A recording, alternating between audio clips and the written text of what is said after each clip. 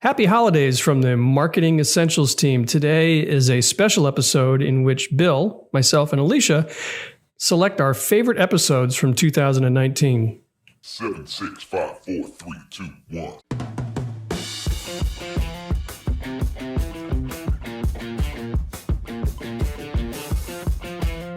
Hi, and welcome to the Marketing Essentials podcast. Our unique team helps small businesses grow by providing essential marketing expertise.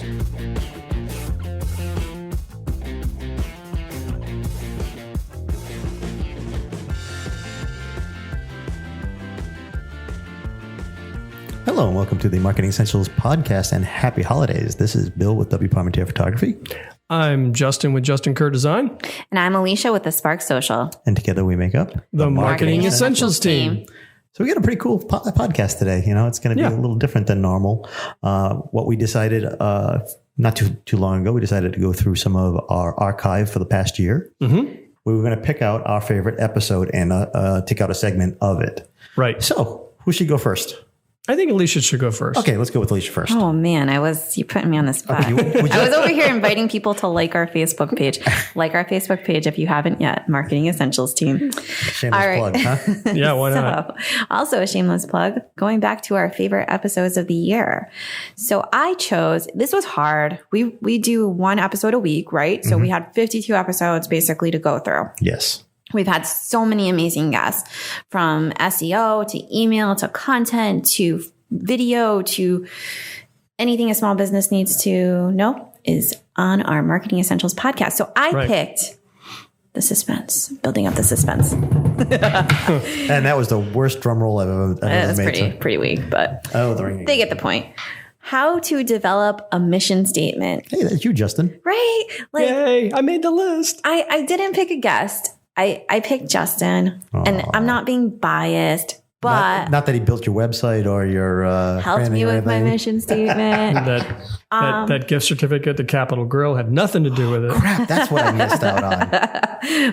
I picked how to develop a mission statement, and I picked it because I feel like it's the foundation of your marketing that a lot of business owners skip over. They're like, I need a logo, I need a domain, I need to put my business online, and they don't spend time thinking about their why, their who, their what, and their mission. And so Justin took us, the Spark Social, through a mission statement strategy session, getting us to our logo. But I think a lot of businesses start first with their logo or, whatever.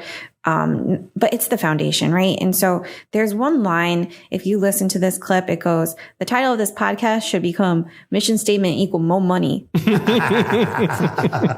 was also an end of the day podcast too. No kidding. To be fair. But the mission statement can make your business more money. And listen to the clip that I chose, but in summary, too many businesses do not spend time on creating a meaningful mission statement, and therefore they're not going to attract the right customers, and they're not going to attract the right talent. They're going to attract workers. They're not going to have a team. They're going to attract people who are interested in them as a client, purely transactional and no real value there. So that is my favorite podcast. Okay. Without any further ado, here is the clip.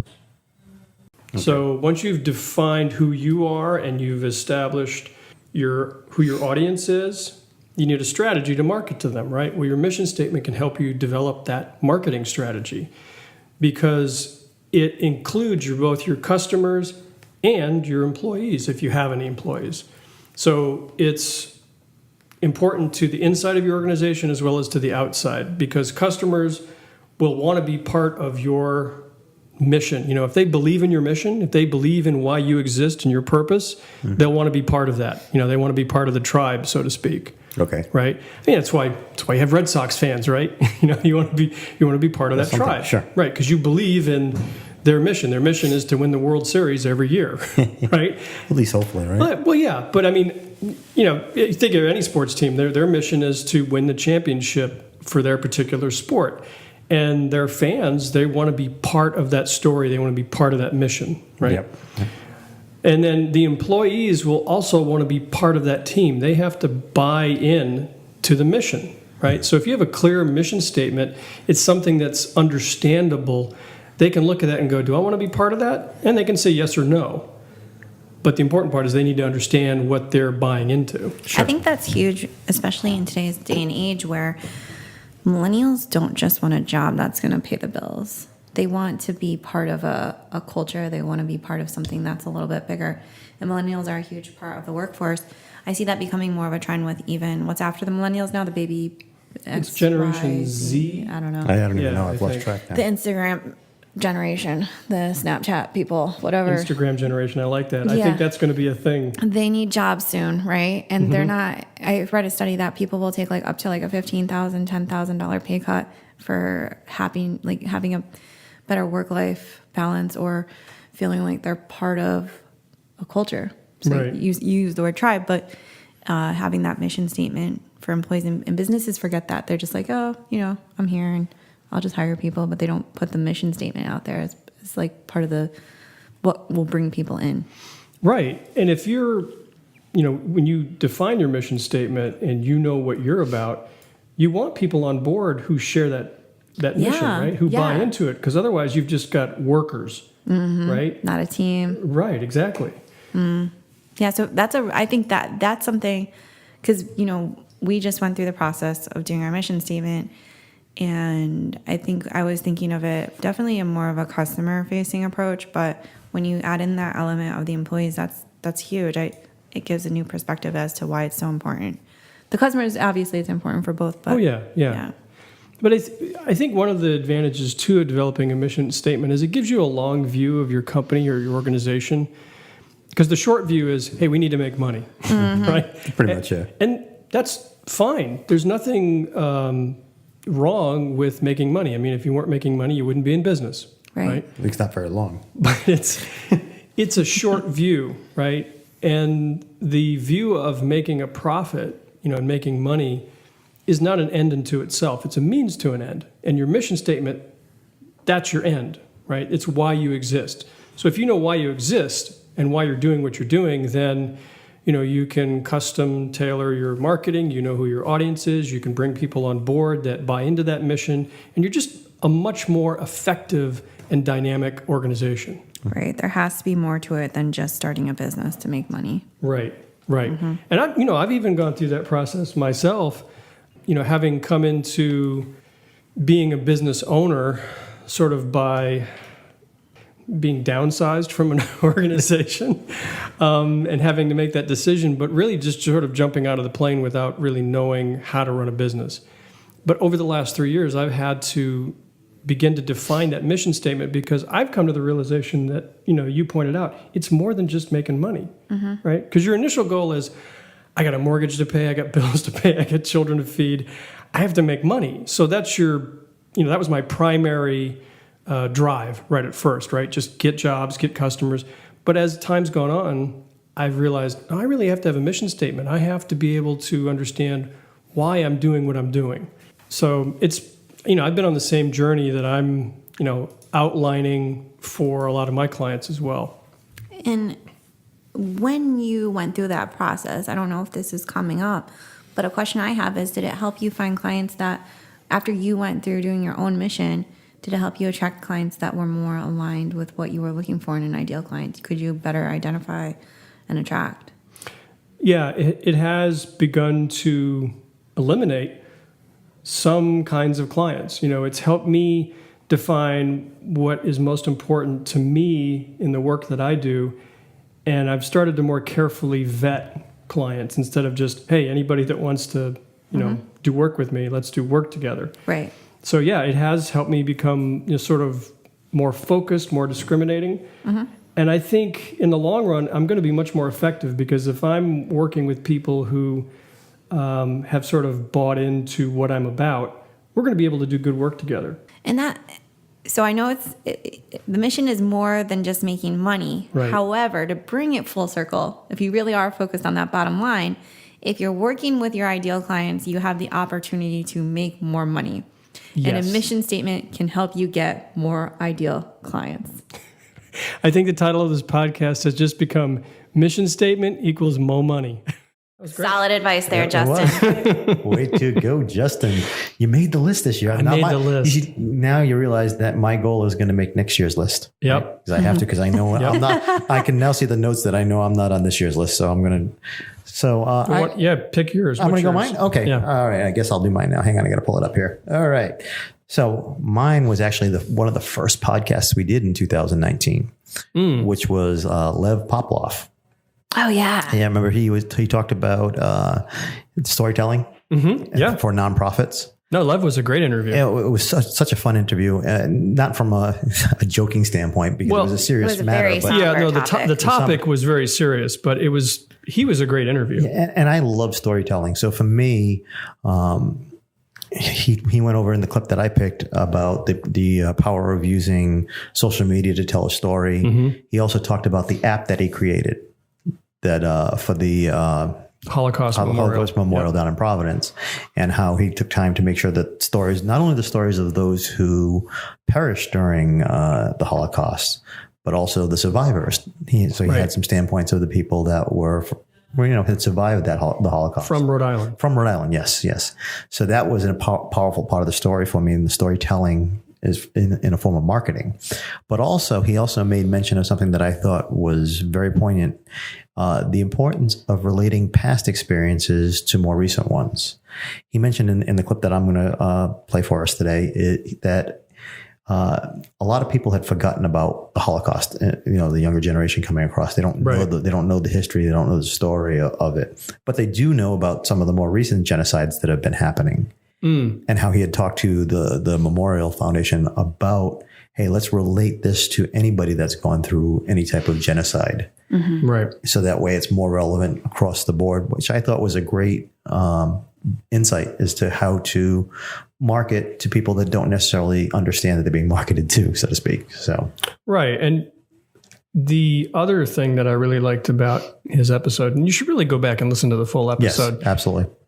Is the app that they developed to provide that augmented reality experience at the memorial. Cool. Yeah. He said a lot of people go by the memorial down by the river and they don't even know what it is. Yeah, and the clip that I picked does talk a little bit about the app that he helped develop. Yeah, so. which is really cool because we've talked a lot on this podcast about storytelling and the role it plays in marketing. And I think this particular episode is an excellent example of that. Absolutely. So without further ado, here's the clip. I'd been aware about the Bornstein Holocaust Center for many years. And one day, literally, I bumped into the executive director, who I know. I didn't know her well. And it just dawned on me to go up and ask her a simple question. And the question was, what are you doing to remain relevant in the world today? And That's a great question. That is. Yeah. And she looked at me like, what do you mean? I said, well, I'm kind of guessing the average age of the members of your board of directors is what, 72? And she's like, yeah, that's a pretty good guess. And I'm like, and do you use Facebook? Well, we got a Facebook page. Oh, and are you on Twitter and Instagram? I said, what are you doing to reach people? Well, we have these great programs and people come to them. I was like, oh. And so I was like, can I, talk to you about this? Her name is Mayrani Zaidman, and I love her. And she and I have developed an incredible relationship over the years. And we sat down to talk, and I was like, Mayrani, the world has changed. The world is no longer build it and they will come. The world today is you need to reach people where they are, and where they are is on social media. Now, I get that the average 7-year-old person may not be on social media, so I'm not saying that we should stop doing press releases and writing newspaper articles and printing flyers and distributing them in places. That we should continue to do that, but we need to attract a younger audience, because where are your future board members, your future donors, and your future volunteers coming from? Sure. So that conversation led to me to have a meeting with her board of directors, because I did need to suggest to them that they slightly change their mission, because their mission, and I don't want to sound crass, but I'm going to just say it the way I always say it. They were all Holocaust all the time. And I went to them and I said, a lot of young people, they don't know much about the Holocaust. That was 75 years ago. To them, that's ancient history. Right. But they do know about discrimination. They do know about hate. They do know about racism. So exactly. And they know about other genocides. They know about what happened in Darfur. Give a prime example. They know what are happening to the Rohingya Muslim in Myanmar right now. And so I asked them if they would consider changing their mission slightly to becoming an organization that uses the lessons of the Holocaust to teach about genocide and hate and discrimination and all the isms, and to use these lessons to educate people, to hopefully help people become more aware of this and more conscious of this. So when they see hateful things happening, they won't ignore it. They'll do something about it. And they agreed to make that change. And that's what led to our coming together. And when we did come together, I guess it was about 3.5 years ago, we agreed to have me work with them. They literally had no Twitter, no Instagram, and 56 Facebook followers. Oh boy. Most of which were family and friends. Exactly. Yeah. Exactly. Yeah, moms don't count. Today we have over 3,600 Facebook followers, and they're not just in Rhode Island, they're all over the world, because this is a universal message. We have a Twitter account with well over 1,500 followers. You know, we're using Instagram, and we are reaching out and spreading this message a lot farther than we used to. Wow. So now they have programs, they have content that they put out, but I'd like to talk a little bit about the memorial and how you took that and really turned it into a terrific way of telling a story and doing it in a really savvy way with a piece of technology. So let's talk a little bit about that. Okay. Well, yeah, so just to give a little bit of background, the Rhode Island Holocaust Memorial, and for anyone who hasn't seen it, it's down on the banks of the Providence River right next to the World War II Memorial. It took, believe it or not, over 20 years to get that thing built. Wow. It was the vision of a local Holocaust survivor, and it took a lot of work, a lot of fundraising, but eventually the committee came together that raised all the money, hired the architect, designer, and got it built. And it's a very nice memorial. However, it had no context. It's not super huge, but it's a small sculptural garden. And every piece in it has symbolic meaning. But if you didn't know what you were looking at, you really wouldn't know what you were looking at. So prior to this piece of technology that I'm going to mention in a moment, you'd show up, you'd see the front gate that said Rhode Island Holocaust Memorial, you'd walk in the entrance, you'd walk to the end, you'd see this spheroid thing at the end, you'd see these columns along the way, this sidewalk, and you'd be done in 15 seconds. And that would be it. So eventually, after it was built, the Jewish Alliance of Greater Rhode Island, they came to us, the Bornstein Holocaust Education Center, and said, it's now time for you to take over this thing. You need to be in charge of the educational aspects of it, and you need to raise money and be in charge of the maintenance too. We're like, well, it makes sense. So we took that on, and May Ronnie, the executive director, and I were talking, and she's like, it's such a lovely little memorial, but it has no context. There's no emotional connection that is created by people who walk through it, and if people don't already know a lot about the Holocaust, it has no meaning whatsoever. So we put our heads together, and I had the idea of, well, you know what we need, May Ronnie? We need an app. And she was like, she's so funny because, she tells her, you're my tech guy. She's like, when I said that we need an app, she's like, a what? And I was like, May Ronnie, you want to get some appetizers? Okay, I know this lovely little place. Right? And so I said to her, well, May Ronnie, you do have a smartphone. I've seen it, right? I was like, those little pictures, those things you see, yeah. You touch the picture and something happens. So anyway, but she was, and I basically explained to her, I said, this is how we can bring this memorial to life, that we can tell the story of the memorial, how it got built, what everything means that's there, and to help people have this emotional connection to it so that they don't go through it in 15 seconds, but maybe they spend 10, 15, 20 minutes there, because the purpose of the memorial, we want it to be a place of reflection. And if you don't understand what you're looking at, there's nothing to reflect on. And the memorial itself actually has a dual purpose. It's there to memorialize the 6 million Jews who were killed in the Holocaust.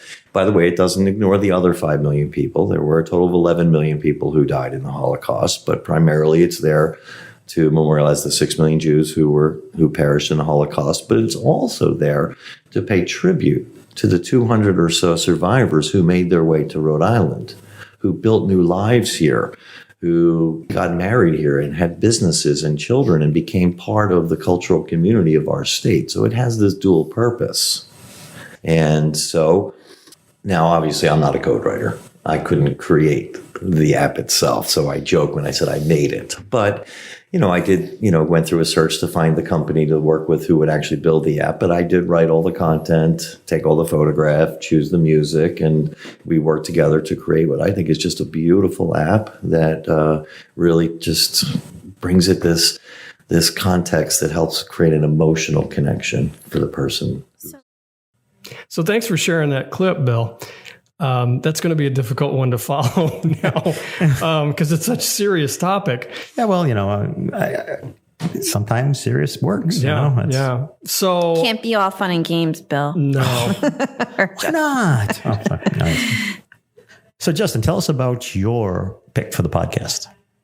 Well, I didn't really have to think very long for mine. My favorite episode from last year was the Taylor Box episode. That was a cool episode. Yeah, it was a lot of fun. Yeah. So it was two people we actually had in studio with us, Judy Sheehan and James Lucy from Taylor Box, which is down in Warren. Mm-hmm. I've actually got a chance to tour that. Yeah, I did it's too. Really cool. It is. And I don't know if we mentioned this in the clip that we're going to use, but when I went there, I'd never been there before. And you drive up and you think, oh, this is like a really tiny building. It's huge. And you get in there and it's like a TARDIS. It's like it just goes on forever. Yeah, I thought the same thing. I was like, where did this building come from? But it's really cool. They've been there forever. Yeah. And we had them on to talk about how to market through specialty packaging. And they do some amazing work. And if you go and listen to the episode, in the show notes, we have a link to a video where they brought a lot of samples in. Yep.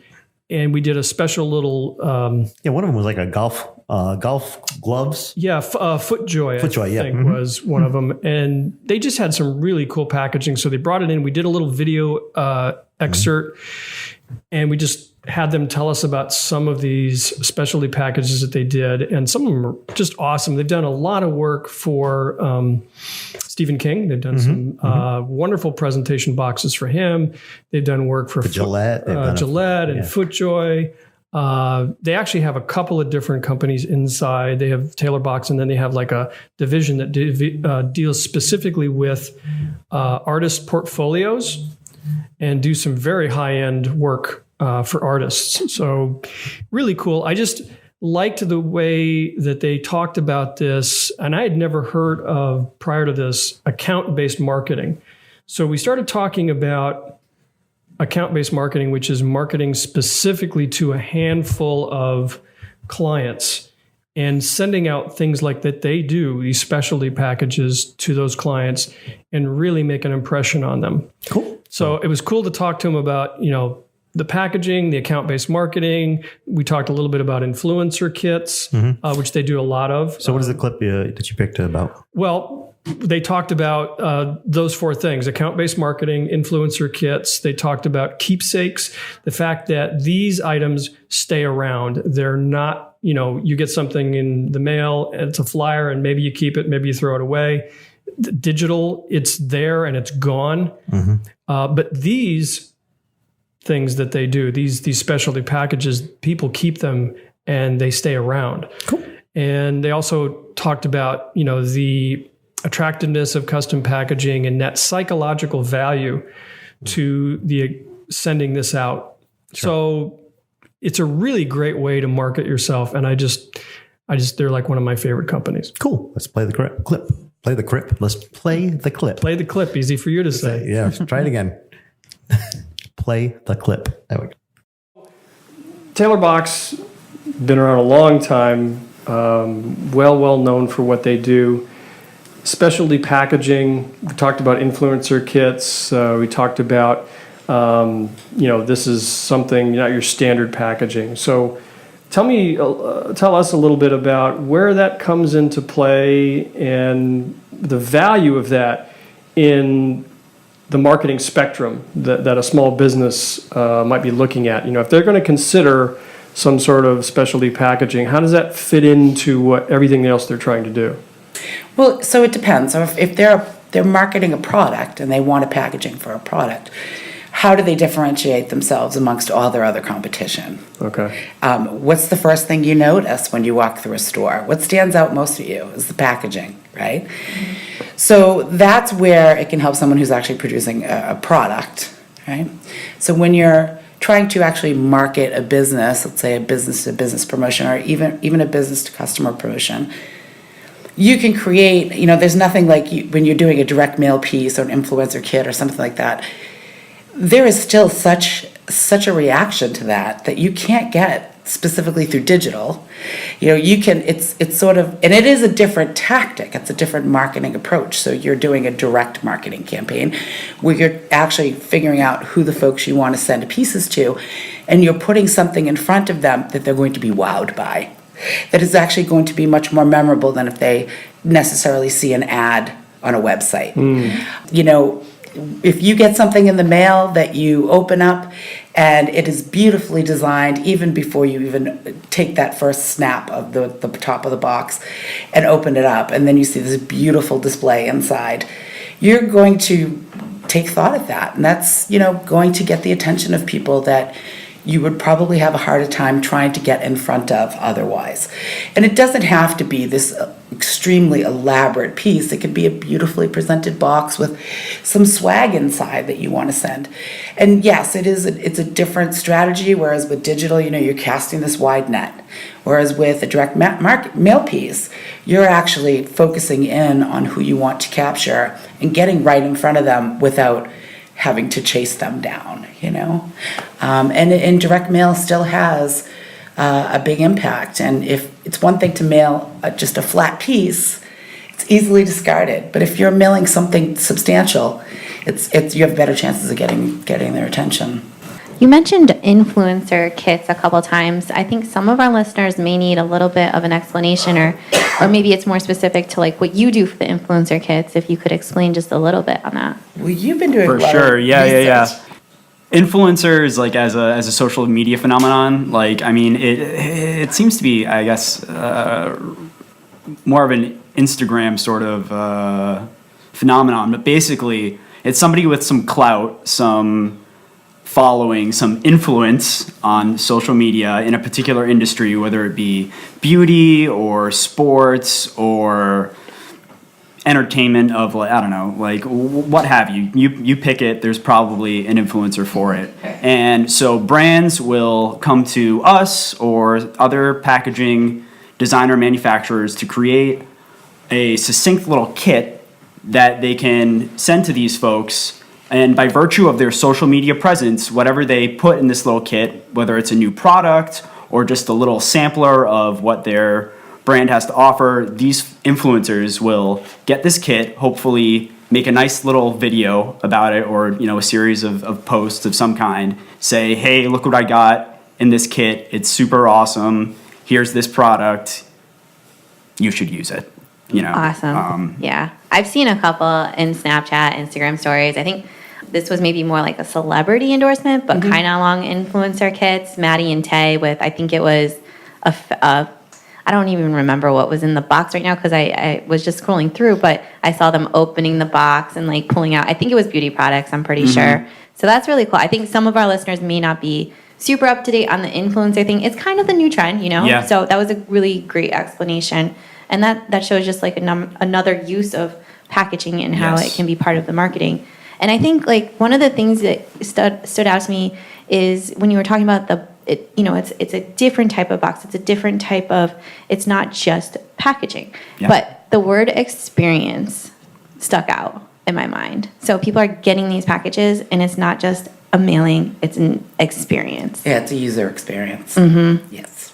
And that's also the same thing with when you think about product packaging, just a plastic piece of packaging, or just with let's say a liquor packaging, you have this beautiful, gorgeous box sitting on a shelf versus just a bottle with a label, which is still beautiful in itself. But then you have this beautiful extra piece of packaging. It just makes it adds so much value. I was actually using this example.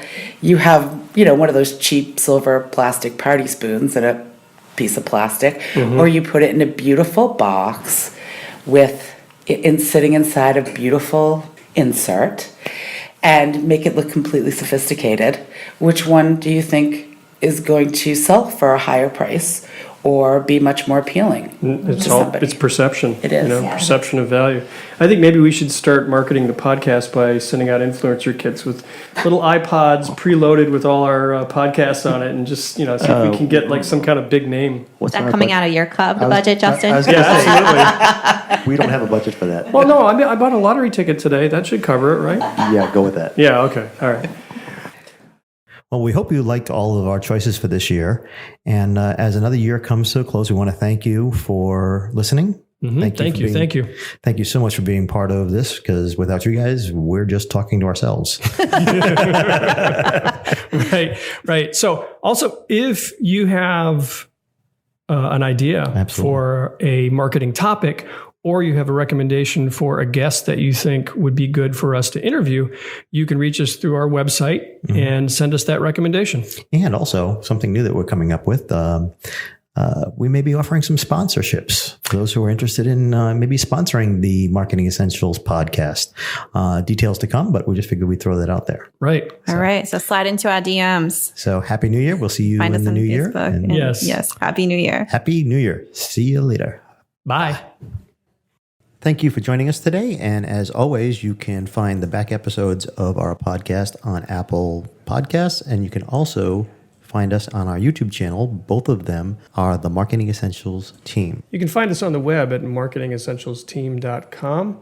And if you subscribe through our website, you'll receive a weekly email and letting you know when each episode has been published. Also, you'll receive a link to subscriber-only content. You can also find us on Facebook in our private Facebook group. Just search Little Roadie Marketing Support Group.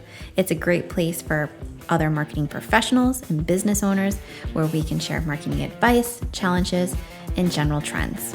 Hope to see you there.